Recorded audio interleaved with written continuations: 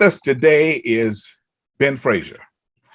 I would say he needs no introduction. He is the leader, director of the North Side Coalition.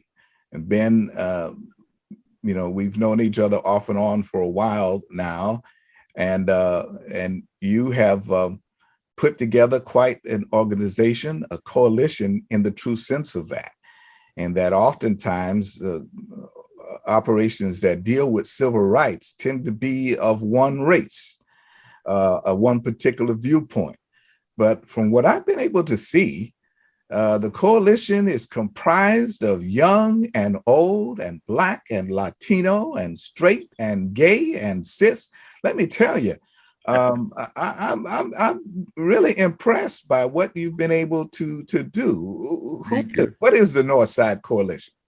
Well, allow me to say thank you, number one, for being here. Our friendship goes back, of course, many years, and I'm quite flattered, and I stand in awe that I now have an opportunity to be interviewed by a news reporter that I used to work with as a news reporter. So it's kind of like a strange experience, but so what? With that much in mind, allow me to tell you that we are, of course, the Northside Coalition of Jacksonville, Florida. Mm-hmm.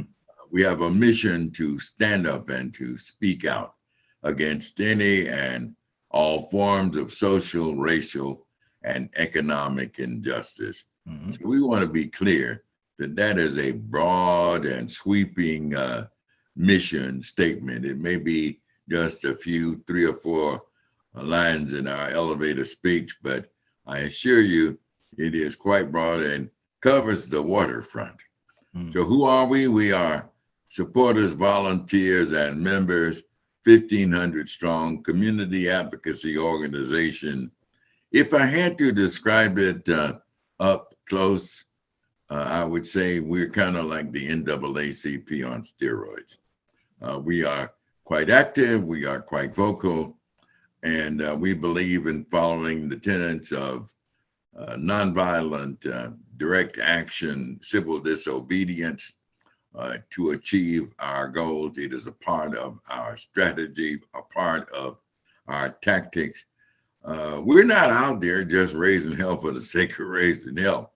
We're a very solution-oriented organization. And as you mentioned before, quite diverse. We have people with Black hair, gray hair, purple hair, no hair. We are multicultural, multi-generational. We are, in fact, a fusion coalition, and we take pride in getting these folks together to stand up, to fight essentially for social justice, against racism, white supremacy, against racial hatred. It is, I think, something to say about this new year that we live in, this new age in which we live, that we have white folks carrying signs that say Black Lives Matter, Black voters matter. It is significant because we are as one. We should be as one. We recognize that some of these folks still got a way to go, and they still have some challenges and hoops to jump through and challenges, but at least we see people have a willingness to stand up and fight for what is right against man's inhumanity to man. So that's who we are. We're the Northside Coalition Jacksonville. We say we're on your side, and on the move, we say Northside Coalition of Jacksonville believes in standing up and speaking out against injustice. We don't put up with anybody's white supremacist ideology, and we don't mind speaking against it. We think, in fact, that there are too many people who are too silent. There are too many people within the confines of the Black body politic in this town who are suffering what I suppose you could call lockjaw. Some people consider these various entities And it's not just put down or speaking in condescending tones about any particular group, professional group. I'm simply suggesting that there's some serious, critical, and crucial issues out here. And we have people in powerful positions. And as we stand here at the crossroads, they are mysteriously quiet. Why you? Why this time in the life of Ben Frazier? Why'd you start this? I think you've already given a partial answer to that, but why Ben Frazier? Well, I think I was simply born in that era. My mother was a civil rights activist here in Jacksonville, Florida, under the aegis of Rutledge Pearson, Reverend J.S. Johnson at St. Stephen's AME Church, and they had their meetings. And King was pretty big back then, at least in some ministerial quarters, not all of them. That's true. There were Black Baptist ministers who didn't want anything at all to do with them. Yeah. In fact, my father was one of them. Well, I being a member for a number of years of the NAACP, when I looked into history, is particularly here in Jacksonville, and quite frankly throughout, even the local branch of the NAACP did not want King to come through here. Right. They viewed him, number one, as a guy who came in and took all the thunder and raised all the money that they had spent raising. And that's why most of the activities that they're in our area that King conducted were down in St. Augustine. Right. Yeah, the little known here in Jacksonville, it was Frank Hampton who led the group to keep him uplifted and support him financially and where he could go here. I think he did get a chance because of Frank Hampton. I think he did get a chance to speak at the Old Mount Area Baptist Church, but he was not well thought of in these parts. Well, but a lot of people don't remember Frank Hampton. Frank Hampton was, in fact, a great civil rights activist here in Jacksonville, Florida. But my mom used to go to these NAACP meetings. Remember, everything was predicated on desegregation of public accommodation. Yeah. Rodney Hirsch was going through what he was going through in 1960. Of course, we get Axe Handled Saturday, and the 200 white folks sitting down on all the Black folks in that park, call him Park. Now, few notes on that park. I'm old enough to remember when there were colored and white restrooms and water fountains. I remember when the east side of the park was for white folks in the yellow cab, and the west side was for Black folks and New Deal cab. Yeah. So the mom had me standing in front of Marston's cafeteria, where Black people could, of course, work but could not eat. Amen. I remember when the Ku Klux Klan went by, and I looked at them in great fear, and I told my mom, I said, "Mama, what is going on here?" I was only about 12 or 13, and she said, "Boy, don't be scared. They ain't gonna do nothing." So that was the beginning of my civil rights involvement. Remember that my mom had been instructed by my father, who was a Baptist minister, not to go down there with those people marching. That's right. And not only did she disobey him, she took me with her. So that was my beginning. And so we recognize that sometimes we have strange heroes and heroines in our lives. And for me, while my father had many admirable qualities, it was my mom who stood up for justice. And like Fannie Lou Hamer, who said, "It's time for America to get right." My mother said the very same words by her actions as she marched and demonstrated with the NAACP right here in Jacksonville, Florida. Let's march forward. Go ahead. Finish your point. Go ahead and finish your point. My point is, the little that I know back then, that it would be having that kind of transformative effect on me that would have me standing up for civil rights. How many years? 60 years later.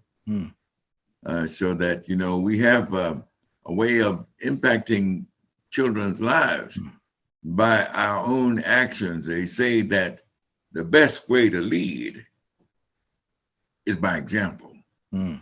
And my example was a Black woman named Estella Frazier, who was a registered nurse here in Jacksonville, Florida, who had the gall and the audacity to stand up with other local civil rights activists, many of whom were women, in the 60s. Yep.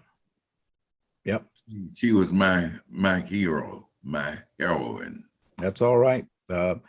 As it turned out, some of the first persons elected to the city council since the 1900s were women that were able to get elected to it. Sally Mathis, Mary Singleton, one of the first to get there, and then compromised candidates like Earl Johnson came into that. But let's move into that period of time, a few years into the 60s now. Consolidated Jacksonville.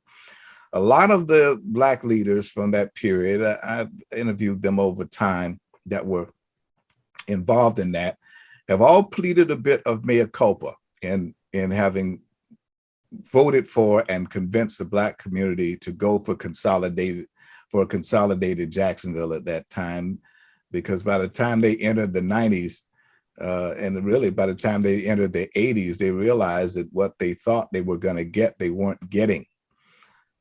It is a bit of a moot point now, but should we still has consolidation benefited the main constituency of the coalition? Well, I think that consolidation has helped. Obviously, it had some positive points with regards to expanding the tax base, with regards to providing public safety, police, and firemen and rescue for a large portion of people.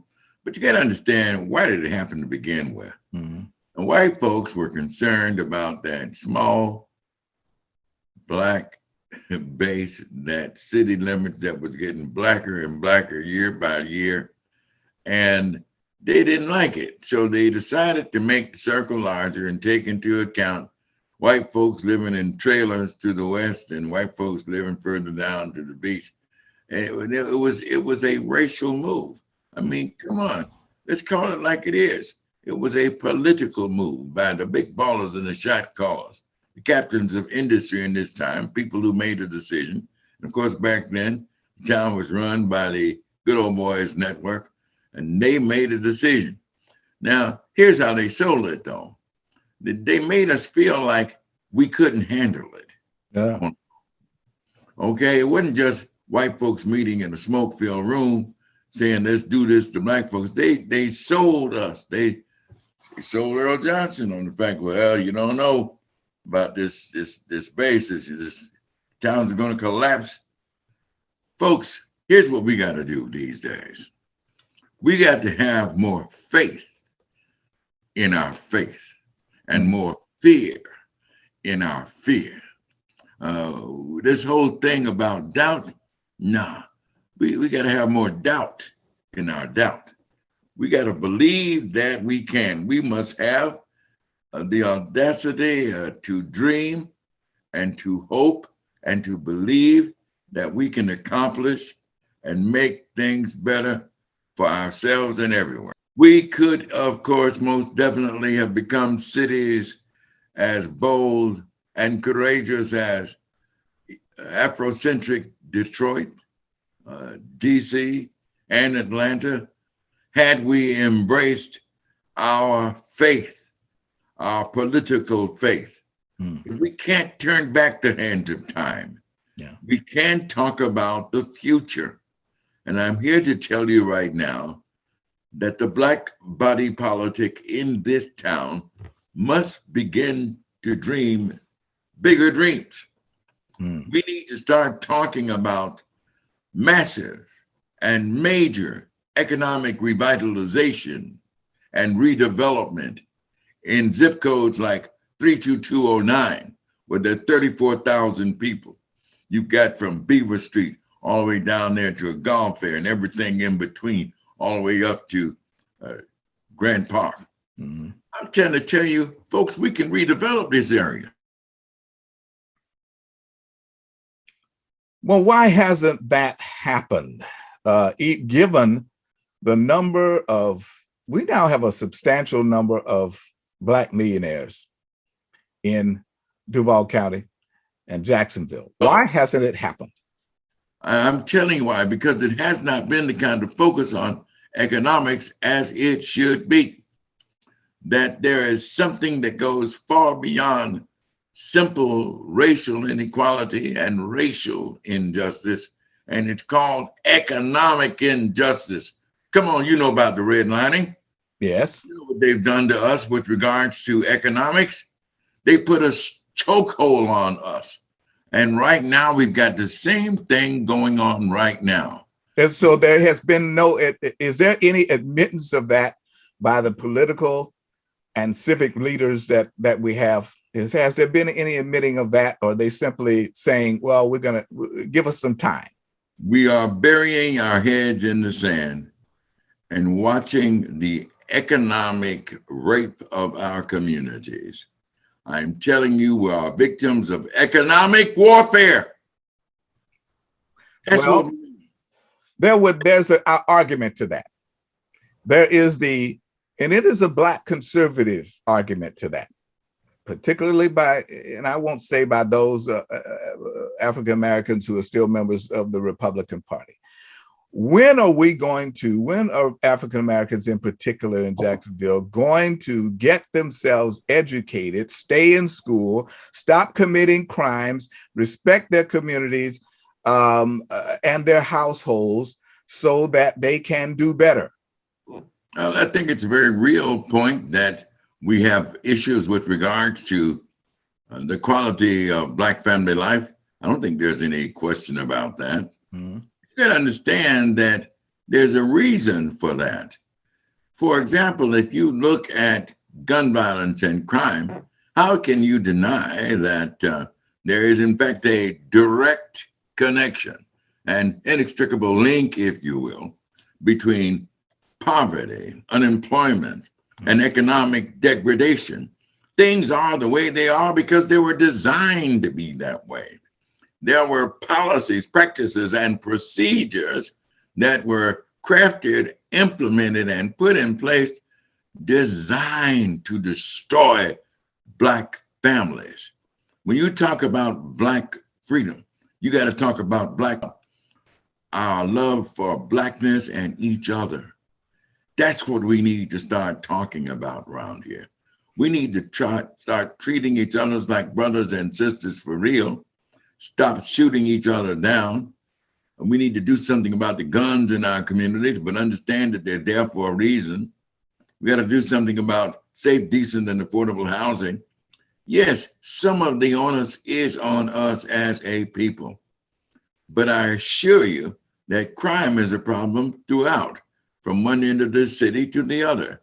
I'm simply suggesting that things are not going to get better in zip codes like 32209, which is in fact the murder capital of Florida. Things are not going to get better in 32206, 17,000 people on the east side, until we start addressing the issue of economic injustice. As I was about to say, we are in fact victims of economic warfare. Those zip codes represent also over that are represented by council districts 7, 8, 9, and 10 have continuously been represented by African American politicians. And as we sit today in 2022, we even have an African Americans that are president and vice president of the Jacksonville City Council, elected at large. And interestingly enough, both are Republicans. Why haven't, since we are in a democratic republic, why haven't we had that? Why hasn't there been an improvement given the representation that we have governmentally? Why hasn't there been more of a improvement, particularly in zip code 0009? Why hasn't there been an improvement in the issue today? Let's address the issue as it is, folks. There are a lot of moving parts here. One of the things we used to talk about in the 60s was the revolution. But right now we need to start talking about the evolution. Hmm. Back in the day, Fred, we just wanted to get somebody black elected. Don't you remember? Yeah. We just wanted to get somebody black in there. Well, now we're beginning to recognize that, guess what? It's not enough just to have somebody who's black. Right. No. Why? Because all skin folk Ain't kinfolk. ain't kinfolk. And if you don't represent our politics, standing up for us, and there are many issues that we have here: safe, decent, affordable housing, mental health, health care, business, economics. If you're not standing up and speaking out for these things for Black people, how can you say that you are for us? Now, I am for holding all politicians accountable. I don't care whether you're a Republican or Democrat, Black, white, female, male. Listen, what we're talking about here is trust, transparency, and accountability. Now ask yourself, whoever your city council person is that person standing up and speaking out for our best interest, speaking out for our cares, our concern, speaking out against oppression, persecution, discrimination, mental health issues? Why are these people speaking out? Please tell me which one is. Well, it's hard to find because I don't think any of the elected officials, any of the Black elected officials we have, possibly with the exception of Warren Jones, but I don't think we have any of those politicians that have any roots. Well, we do have one. You can argue that Brenda Priestley Jackson is sired by a father that was involved in the NAACP, but for the most part, most of them don't have any relationship to civil rights or to advocacy throughout the entire, before they were elected to office and as they've been elected to office. They're pretty much silent. I'm not here to cast aspersions or to throw stones.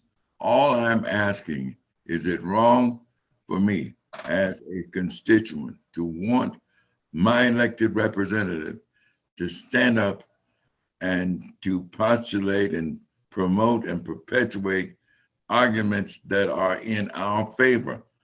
Why is it that when I drive down Schutel, I don't see multi-use real estate? Why don't I see condos standing up from the ground and shooting up from Harborview? And why don't I see a movie theater in Sherwood? Why don't I see it?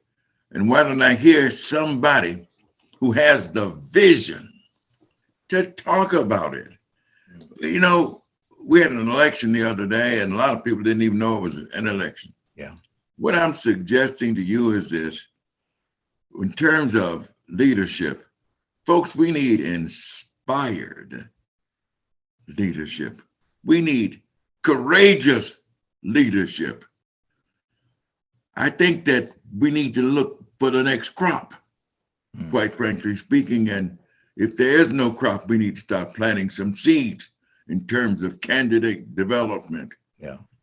We need to start planting some seeds because we had a gentleman who was around here pushing for a Black caucus, and he couldn't get the Black politicians to sign their names on a list that said, the Black caucus said, we want to push for the best interests of Black constituents and Black residents. What is it? You're scared to sign something to say you standing up for Black people? What excuse, what political excuse are you going to make to tell me you're afraid to sign something that says you for Black people and empowering Black communities? No, I'm not hearing that. And I think that you're beginning to recognize that there are many in this community who are not hearing that. Well, did you get the kind of support from those Black elected officials? Because in the end, as is right now, on the monuments issue, on the take them down issue, did you see the kind of support that you would have expected on the take them down issue?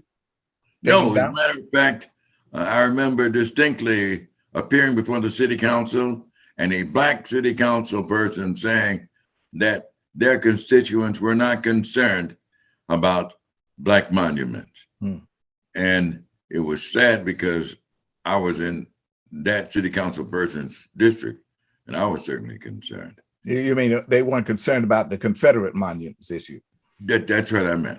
Yeah. So, but the point that I'm trying to make here is that we had a rally in January 2017, and not one of the city council people, black or white, walked across the street to the park to see what we're talking about.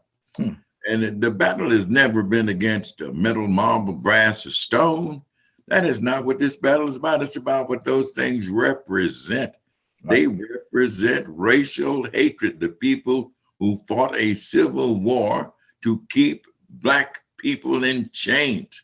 How the hell are you going to support a monument that was designed to perpetuate an ideology of white supremacy, who stood up for the Ku Klux Klan? And then you're going to talk about how much money it takes to bring it down.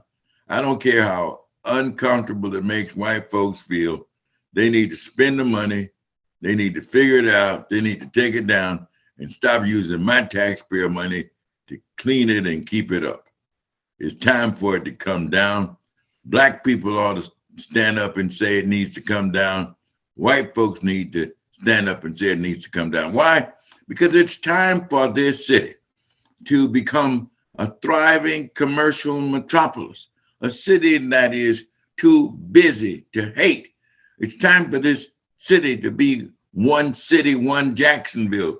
It's time for us to work together to give all folks a fair shot. Black folks are still on the back burner. We still getting the short end of the stick. And we don't like it, and we're not going to put up with it. And if we have to go down there and stand up and get arrested some more, that is what we're going to do. If we need to lead an economic boycott, if we need to tell people don't visit Jacksonville, don't visit Florida, that's what we're going to do. But I'm not going to wait for the committee to meet. Black folks can have their meeting, their town hall meetings, but the Northside Coalition of Jacksonville is going to stand up for justice. We're going to stand up for liberation. You got to talk about. So then, as it relates to all the black folks in Jacksonville, leadership, it's time to lead, follow, or get the hell out of the way. It's time for new strategies. It's time for new tactics. I'm not waiting to be validated by anybody, anywhere, black, white, green, or purple. I'm going to stand up and do what I think God has told me to do, and that is to stand up and fight against any form of social, racial, and economic injustice. Do you risk, you and the organization, do you risk being labeled, not just among white establishment politicians and such, do you risk being labeled as that guy, the here comes that guy, we know what he wants all the time, and thus you get listened to, but you don't get any movement on the issues that you came to speak about? Do you risk being just another group of that dissents from the norm? Well, the bottom line is that long before slavery ended, there were abolitionists who spoke against slavery, that peculiar institution, man's inhumanity to man. It takes these kinds of things to make the needle move. What I'm doing is not anything highly unusual. I mean, my plan and our plan is steeped in history. In the words of Dr. W.E.B. Du Bois, agitate, educate, organize. There were people who back then, at the turn of the century, when he wrote Souls of Black Folks, who said the same thing about him that some people say about me.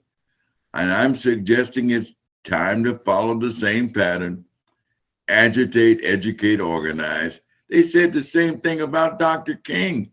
This is not anything unusual. They said the same thing about him, and he wrote in his letters from a Birmingham jail, injustice anywhere is a threat to justice everywhere. He didn't worry about being validated by anybody as that guy, quote unquote. He was the same that guy when he received the Nobel Peace Prize. He was the same that guy when he stood on Washington and said, I have a dream. The same black guy. Mm-hmm. You cannot wait to be validated by people. If you want change, then you need to be the change. Mm. That is what we're setting out to be. We are solution oriented. We're not out here to raise hell just to raise hell. We're not out here to ball up our fists and call white folks ugly names. I'm simply suggesting that it is now time for us to honestly address issues of injustice and racial inequality and the tremendous number of glaring and gross racial disparities in issues like housing and mental health and business. How is it that in 2022, your Jacksonville Chamber of Commerce is still an old white boys club? Why is it that the Civic Council of Jacksonville, Florida is still almost all white?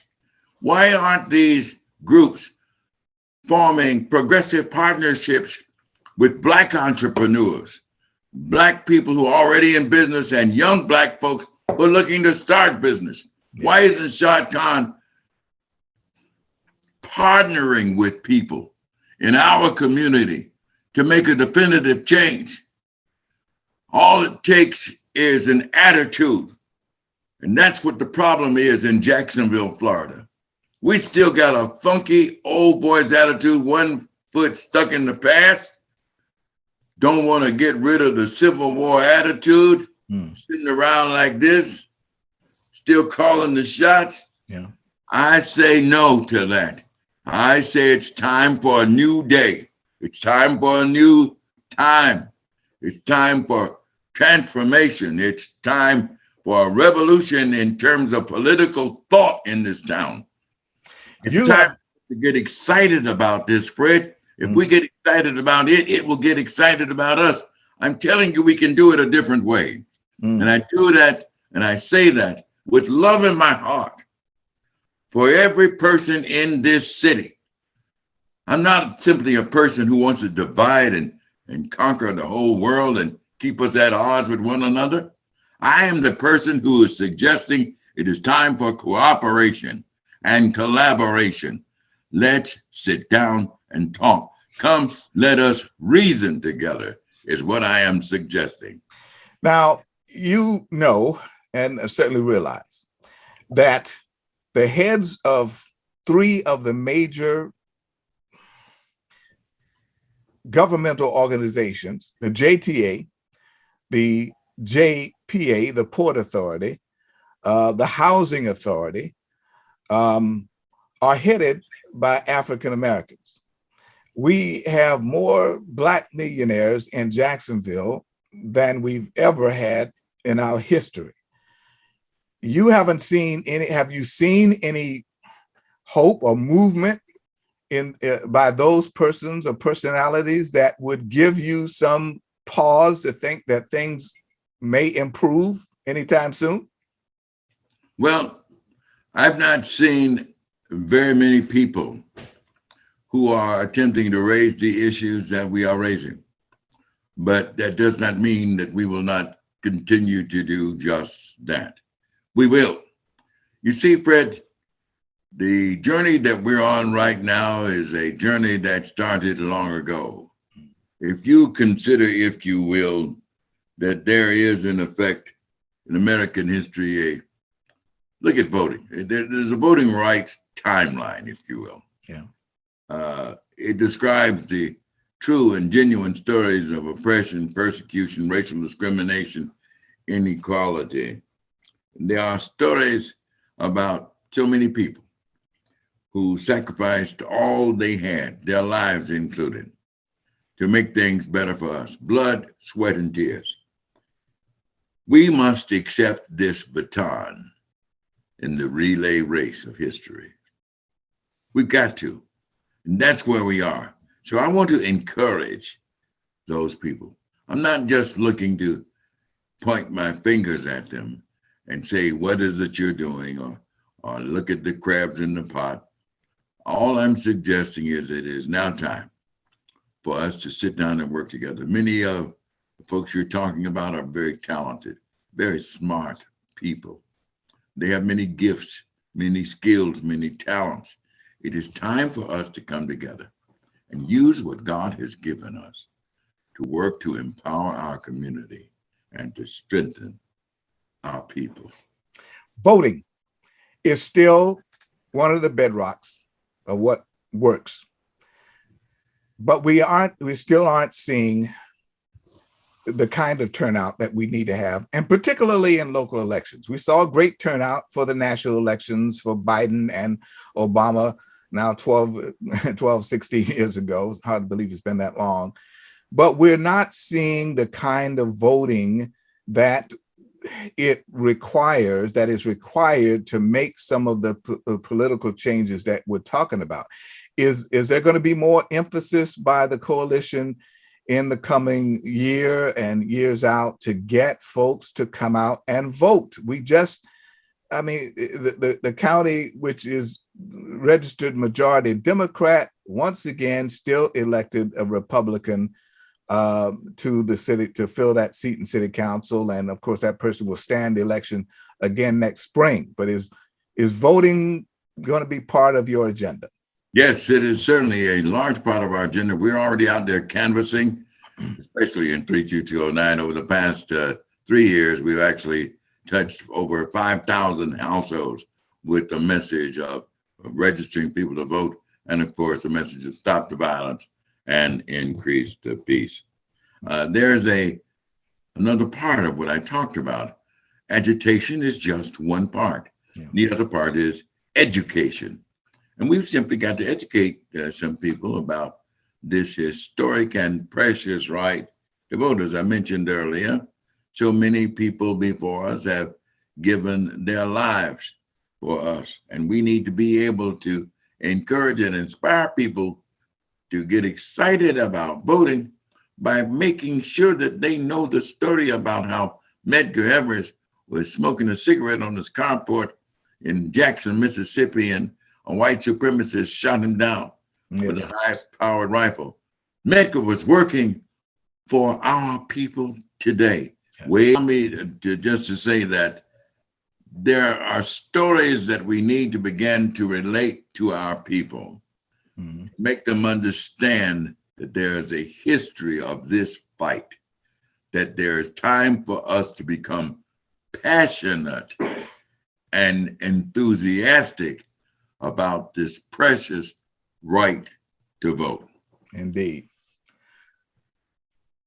Ben Frazier, director of the North Side Coalition of Jacksonville. Hey. We're with you. And it's been a pleasure. This will be just one. We touch on another topic. I trust that when we get back together, we'll delve a little deeper into some more specific topics and offer some additional solutions for what is facing our community, state, and nation. We didn't get a chance to talk that much about the state of Jacksonville, but I think you've indicated a great deal of your feelings about it. But I wanted us to delve a little bit more into the state of play of things here. So I'm looking forward to getting you back to speak with us about that, Ben. Hey, thank you so much for having us, Fred. We always say Northside, say it loud, say it proud. Remember, Northside Coalition of Jacksonville, we're on your side and all